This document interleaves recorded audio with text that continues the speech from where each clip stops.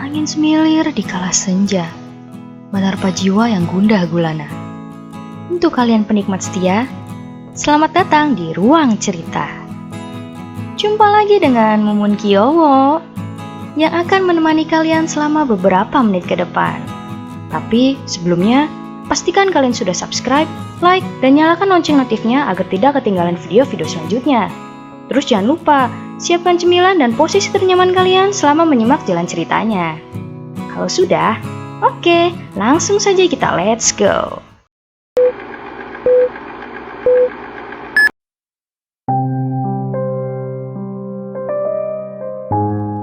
Seseorang memasuki ruangan itu. Terdengar suara langkah kaki yang semakin jelas mendekat ke tempat Surya berada. Surya pun segera meletakkan buku itu di tempat semula. Kemudian, ia segera beranjak dari tempatnya berdiri menuju pintu keluar. "Bapak sedang apa di sini malam-malam?" tanya orang itu. Ternyata Pak Satpam sedang bertugas berkeliling memeriksa setiap ruangan sebelum ia menguncinya. "Bukan apa-apa, Pak. Saya hanya kebetulan lewat saja. Bapak mau mengunci ruangan?" balas Surya kepada Pak Satpam. "Betul, Pak.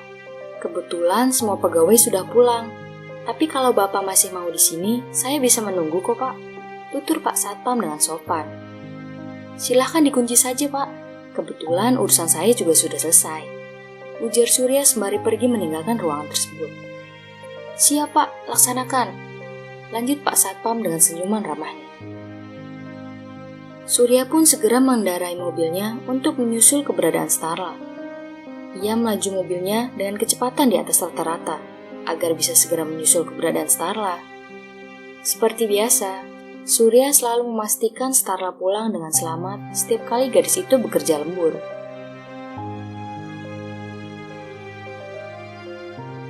Tak lama setelah itu, akhirnya Surya menemukan Starla yang sedang terjebak di lampu merah di salah satu persimpangan jalan. Ia pun segera memarkir mobilnya sejenak agak jauh dari Starla agar tidak ketahuan, dan kemudian kembali mengikutinya dari jarak jauh setelah lampu lalu lintas kembali berwarna hijau. Surya terus mengikuti Starla untuk memastikan gadis itu pulang dengan selamat. Begitu Starla sampai di rumahnya, Surya pun segera pergi.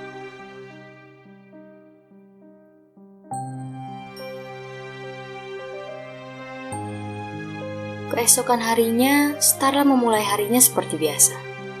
Ia berangkat bekerja dengan penuh semangat dan berharap hari ini akan berjalan lebih baik dari hari sebelumnya. Namun setibanya di kantor, ia terkejut saat menemukan kertas sticky note baru yang sudah menempel di layar monitornya. Ida yang sudah berada di kantor terlebih dahulu, segera menghampiri meja Starla untuk sekedar menyapa. "Semalam kamu lembur sampai jam berapa, Lah?" tanya Ida sambil mengunyah apel sebagai sarapan paginya. "Sepertinya sih sekitar jam 9, Mbak," jawab Starla yang masih sibuk menata meja kerjanya. Seketika, Ida mengubah topik pembicaraannya ketika melihat kertas biru di layar monitor Starla. "Itu baru lagi, Lah?" tanyanya. "Begitulah, Mbak," jawab Starla dengan sedikit malas. "Apa tulisannya?" tanya Ida dengan penasaran. "Keep fighting, do the best and take a rest," ujar Starla sembari membaca kertas biru tersebut. Enaknya yang memiliki penggemar rahasia. Saat lembur, ada yang menyemangati. Ida mulai dengan gurauannya yang membuat Starla sedikit panik. "Shh, pelan-pelan, Mbak. Nanti terdengar oleh staf lain," ujar Starla sembari menutup mulutnya dengan telunjuk. Ya. Ya sudah, yuk mulai kerja. Sebentar lagi meeting akan dimulai. Kamu kan harus bersiap untuk presentasi," tegas Ida yang kemudian membuat mereka kembali ke tugas masing-masing. Selesai presentasi, Starla ditugaskan untuk mengumpulkan laporan hasil presentasi kepada CEO. Ia memasuki ruangan CEO dengan membawa laporan yang harus dikumpulkan. "Permisi, Pak. Mohon maaf mengganggu waktunya. Saya Starla, staf dari Divisi Marketing dan Pengembangan," kata Starla sambil memasuki ruangan CEO tersebut. "Ya, silahkan duduk. ada perlu apa kamu kemari? Tanya Surya yang sedang duduk di kursi kantornya. Saya ingin mengumpulkan laporan hasil penjualan bulan ini, Pak. Jawab Starla setelah duduk dengan rapi di hadapan meja kerja bosnya itu. Taruh saja di meja saya, nanti saya cek. Tapi kamu tunggu di sini dulu ya. Saya mau ke toilet sebentar. Surya segera beranjak dari tempatnya dan meninggalkan Starla di ruangan yang megah itu seorang diri. Starla yang bingung harus melakukan apa, kemudian mengedarkan pandangannya mengelilingi ruangan tersebut. Ruangan yang sangat besar dan penuh dengan barang-barang mahal. Jika dilihat dari konsepnya, sepertinya atasannya itu menyukai warna perak. Karena sebagian besar ruangan ini dipenuhi dengan pajangan-pajangan berbahan dasar perak. Bahkan, warna dasar cat ruangan ini pun masih mengandung unsur warna perak.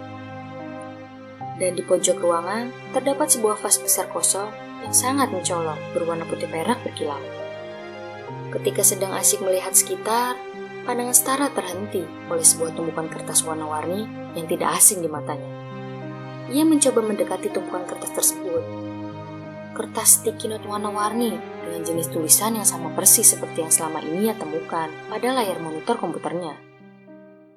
Hal ini membuat pikirannya terbang kemana-mana. Ia masih belum bisa percaya dengan apa yang ia temukan.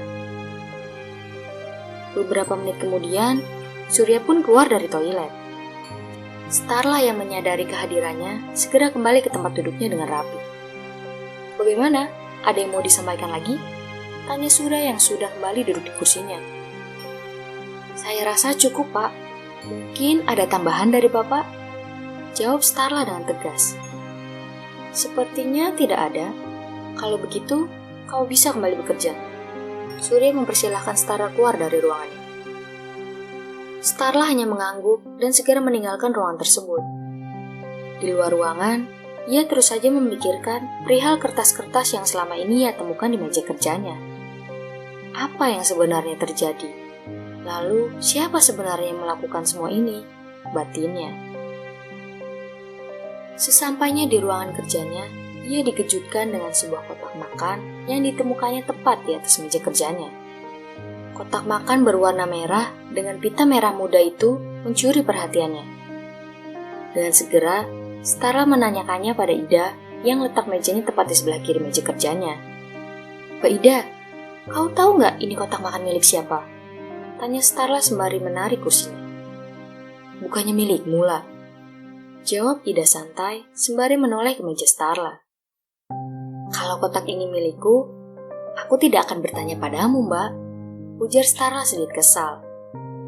Yang benar saja, jelas-jelas di sana tertulis namamu. Balas Ida dengan menunjuk kertas yang menempel di kotak makan itu. Starla segera membaca tulisan di kertas yang menempel pada salah satu sisi kotak makan tersebut. Starla Wilhelmina, jangan lupa makan siang ya. Bacanya lirih. Ida yang masih memperhatikan Starla dari tadi langsung mendekatinya dan mulai meledeknya. Dari penggemar rahasiamu lagi nih, ledek Ida. Buatmu saja, Mbak. Aku takut diracuni. Sahut Starla sembari meletakkan kotak makan itu di meja kerja Ida. Lantas, kamu ingin aku yang keracunan? Seru Ida yang kemudian meletakkan kembali kotak makan itu di meja kerja Starla. Ya sudah kalau begitu, kita makan berdua saja, biar adil. Starla mencoba mencairkan suasana hatinya yang sedang kacau, dengan guyonannya. Kamu saja yang makan, lagi pula saat ini aku sedang diet. Menu makananku sudah diatur, kata Ida sembari kembali ke meja kerjanya. Starla pun meletakkan kotak makan itu ke dalam laci kerjanya. Kemudian ia melanjutkan pekerjaannya yang sempat tertunda. Jam makan siang pun tiba. Starla dan Ida segera beranjak dari kursinya dan segera menuju kantin untuk makan siang. Setibanya di kantin, Starla tiba-tiba teringat akan kotak makan yang ia taruh di laci mejanya. Tunggu dulu, Mbak, aku lupa membawa kotak makan yang tadi. Seru Starla ketika teringat akan kotak makan itu. Jadinya, mau kamu makan juga? Tanya Ida. Ya mau bagaimana lagi, sayang kan kalau rezeki ditolak. Jawab Starla dengan senyum tipisnya. Ya sudah sana, kau ambil dulu kotak makanmu. Aku tunggu di sana ya. kata Ida sembari menunjuk meja kosong yang akan mereka gunakan nanti. Starla mengangguk dan segera meninggalkan kantin untuk mengambil kotak makanan itu. Ia berjalan secepat yang ia mampu. Namun, langkahnya terhenti sejenak begitu ia tiba di ruangannya. Ruangan yang kosong membuat semuanya tampak terlihat jelas.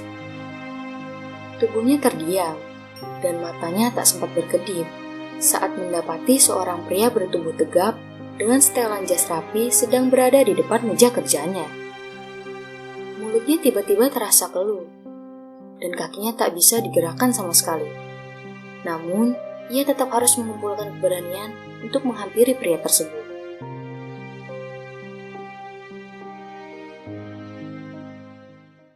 Bersambung guys. Gimana? Bagus kan ceritanya? Pasti ketagihan kan? Ya kan? Ya kan? Ya kan? Yalah, masa enggak? Don't worry and be happy. Mumun Kyowo bakal kembali lagi dengan cerita yang gak kalah bagus. So, pencet dulu tombol subscribe dan like-nya ya, biar Mumun tambah semangat ngontennya. Malam gelap sepi sendiri, wajahmu selalu terbayang-bayang. Mumun Kyowo pamit undur diri, sekian dan terima sayang. BYE, bye-bye.